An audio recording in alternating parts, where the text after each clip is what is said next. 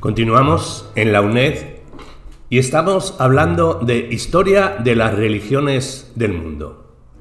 Vamos a hablar de las religiones de los pueblos de Asia Oriental, las religiones de China, los monumentos religiosos de la época Shang. Las más antiguas fuentes arqueológicas y escritas que se refieren a la religión de China datan del segundo milenio de nuestra era, el periodo de la dinastía Shang, Yi, o sea, el periodo de la dominación de la tribu Shan, la Yi. Era la época en que nacía un estado primitivo patriarcal esclavista donde todavía se mantenían con fuerza las relaciones clánicas. Testimonio de aquel tiempo fueron hallados más de 10.000 huesos que se usaban para la adivinación. Son omoplatos de animales y caparazones de tortugas. Se los empezó a desenterrar a partir de 1899 en las proximidades de la aldea de Xiaotu, distrito de Hanyang, en la provincia de Hunan, lo que en otros tiempos había sido el centro del estado Shang. Cerca del 30% de estos huesos están cubiertos de jeroglíficos chinos, difíciles de descifrar. Las inscripciones son breves y la mayor parte formulan la pregunta a la que el creyente busca la respuesta.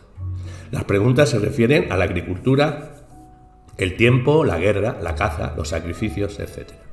Parece evidente que el omoplato o la caparazón de tortuga, con o sin inscripciones, eran arrojadas al fuego y luego el sacerdote adivino daba la respuesta según las figuras que se habían formado con el hueso. Muchos pueblos de Asia usan todavía este procedimiento. Las inscripciones mencionan con frecuencia la palabra Dios, Ti o Sandi, al que se dirigían las preguntas. Por ejemplo, ¿enviará a Dios bastante lluvia este año? Ban, el príncipe, desea fundar una ciudad. ¿Está Dios conforme con eso? Probablemente se trataba del dios tribal de los Shang, al mismo tiempo que este concepto ya formado sobre el dios sobrevivía en las creencias totémicas más arcaicas. Los textos de un periodo posterior permiten suponer que los Shang consideraban como su tótem al pájaro Xiun Niao, tal vez sea la golondrina. El sinólogo soviético Stratanivich descubrió en los documentos históricos varias indicaciones más sobre la existencia de creencias totémicas entre los antiguos chinos. En los propios huesos adivinatorios, por ejemplo, se encuentran inscripciones con nombres totémicos de diferentes tribus, la tribu del caballo, la del perro, del cordero. Por lo visto, tanto los animales como las plantas servían de tótems. Posteriormente aparecieron en las obras folclóricas y en los símbolos religiosos. Existen datos sobre la actividad de sacerdotes profesionales de diferentes especialidades: Bu, adivinos; Si, escribas; Hu, hechiceros; Chu, recitadores de plegarias, probablemente sacrificadores. En las creencias y ritos religiosos de los Jin se ha reflejado nítidamente la diferenciación de clases. Los emperadores y príncipes muertos eran enterrados con un gran pompa y junto a ellos se colocaban en la sepultura los cuerpos de los esclavos sacrificados. Pese a estos datos, sabemos muy poco acerca de la religión de los Shangji. Hablemos de la religión de la época Chu.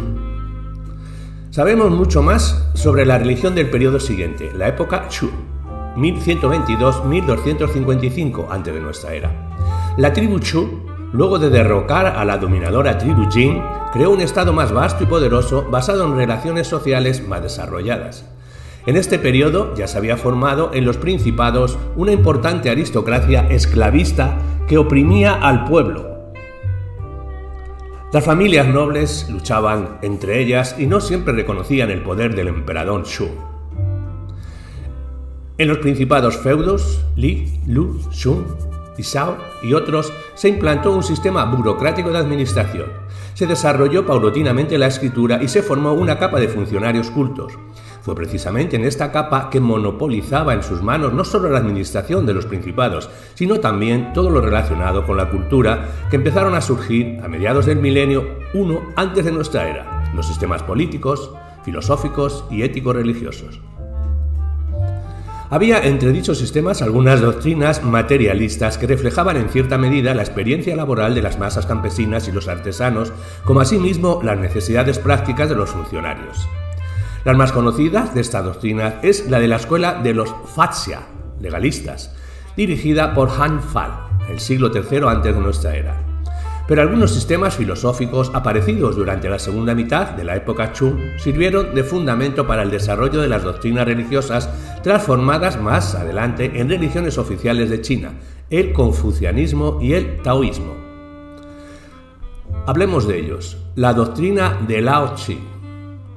La doctrina del semilegendario filósofo Lao Tzu, cuyo nombre significa literalmente viejo filósofo, data del siglo VI antes de nuestra era aproximadamente. Dicha doctrina apareció formulada en una obra filosófica de escaso volumen, pero muy interesante, que ejerció considerable influencia sobre el posterior desarrollo de la filosofía y más aún de la religión. Tao Te Ching, el libro de Tao, una recopilación de aforismos y sentencias sabias, pero a veces extrañas y enigmáticas, fue redactado de acuerdo con las palabras de Lao Tzu, pero con posterioridad a él. Tao es la idea central de la filosofía de Lao Tzu. Este término significa en chino literalmente camino, pero ha tomado dentro del sistema filosófico al que dio nombre un contenido metafísico religioso mucho más amplio. Tao no solo significa camino, sino también la forma de vida, el método, el principio.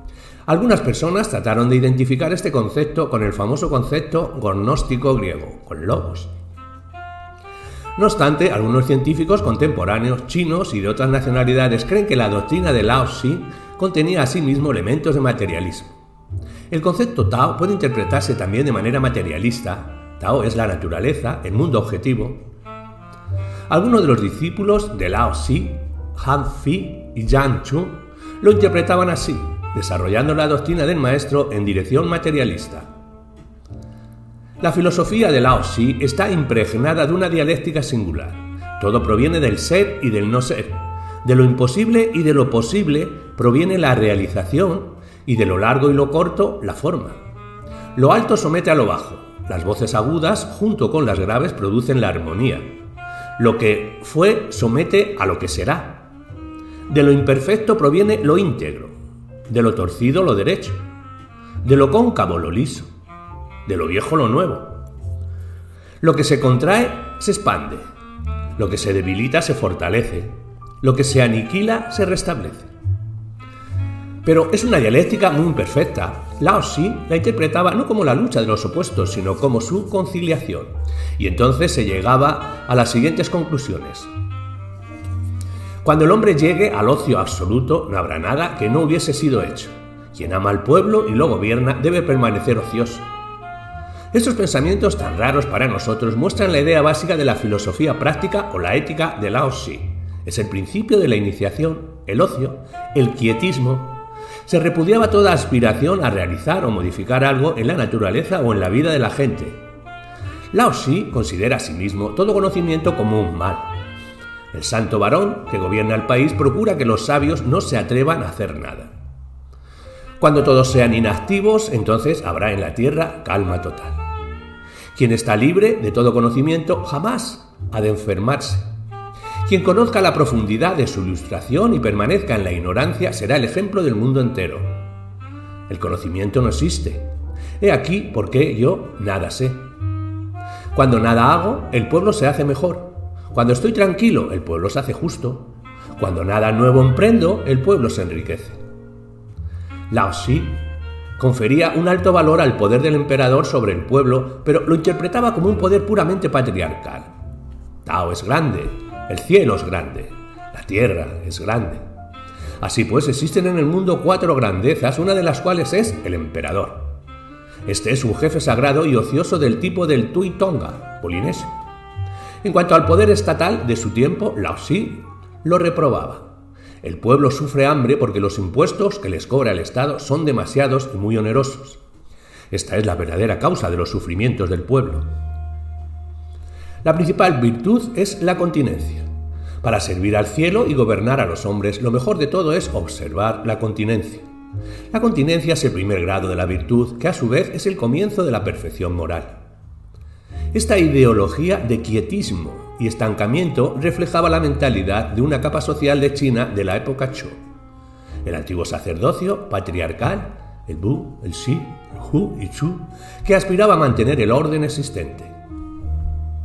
El propio Lao Tzu fue, según dice la leyenda, un funcionario del Estado que dirigía un archivo, pero indignado por el desorden reinante en el país, dejó el empleo y se retiró a la vida privada. La doctrina de Lao Tzu fue la base sobre la que se desarrolló la religión llamada taoísta, una de las 3 religiones dominantes de la China actual, que la analizaremos más adelante. La doctrina de Kongzi. Así, casi simultáneamente con los libros filosóficos de Lao Tzu y sus discípulos, apareció en China otro grupo de obras filosóficas atribuidas a Kongzi o Confucio, el fundador de otra religión dominante de China. La filosofía de Confucio y la escuela que éste fundó difieren radicalmente del sistema filosófico de Lao Tzu. Reflejan los conceptos y los intereses de la casta de los funcionarios. Los libros clásicos confucianos forman 2 grupos: Analectas, Hu Qin, y Tetralogía, Shishu. Muchos de estos libros no pueden considerarse religiosos y algunos no tienen relación con la religión. Las clásicas analectas, aún hoy el canon de la religión confuciana, se compone de las siguientes obras: el antiquísimo Hi Qin, el libro de los cambios, recopilación de fórmulas y conjuros mágicos; Shu Qin, la historia antigua; la historia de los emperadores legendarios, que contiene escasos elementos religiosos; Shi Qin, el libro de los cánticos, una recopilación de antiguos poemas de contenido cosmológico en parte y mitológico. En la última de las 4 partes de Shi Qin hay canciones e himnos netamente religiosos que se cantaban mientras se realizaban ritos y sacrificios religiosos. Li Qin, el libro de ceremonias, descripción de numerosos ritos. Sin embargo, no todos, ni mucho menos, tienen significación religiosa. El último, Chun Chu, el libro de la primavera y el otoño, breve y lapidaria crónica de uno de los principales chinos que no tiene elemento religioso alguno. La tetralogía, la Shi, se compone de los siguientes elementos: Tashui, la gran doctrina, teoría sobre el autoperfeccionamiento del hombre expuesta por un discípulo de Confucio de acuerdo con las palabras del maestro; la Chu Yun, el libro del término medio, doctrina que enseña las necesidades de mantener la armonía en todo y de no caer en los extremos; Lun Yui, este es el libro de los preceptos y aforismos de Confucio y de sus discípulos; y Men Shi, doctrina del filósofo Menci o Mencio, el más descollante de los discípulos del maestro. ¿En qué radica la esencia de las obras de Confucio? Dejando a un lado la parte narrativa, es decir, los relatos y las crónicas históricas, analizando solamente lo que tiene un vínculo directo con la religión, descubrimos que tampoco encierra muchos elementos míticos religiosos. El contenido básico de la doctrina confuciana es la enseñanza que se refiere a las reglas de comportamiento y a la forma de vida correcta. Es un sistema de ética, política y privada. El propio Confucio tenía escaso interés por los problemas de metafísica, cosmogonía y mística, ocupaba su atención preferentemente el lado práctico de la doctrina.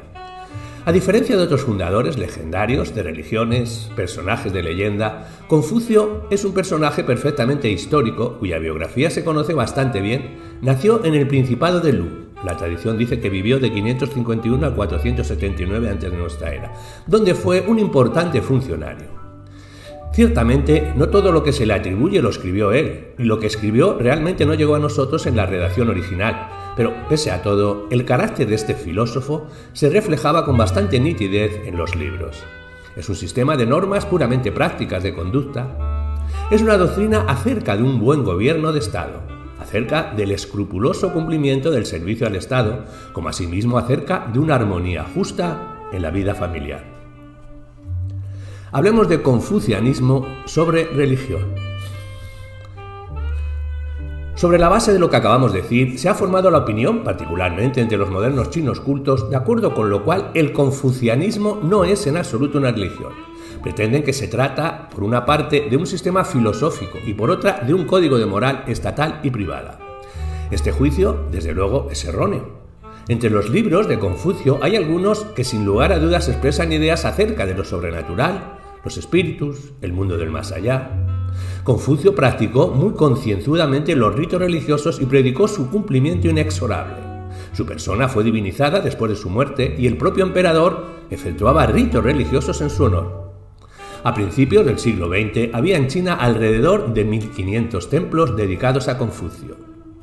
Sin embargo, no podemos negar que existe en el confucianismo cierta singularidad en tanto que religión.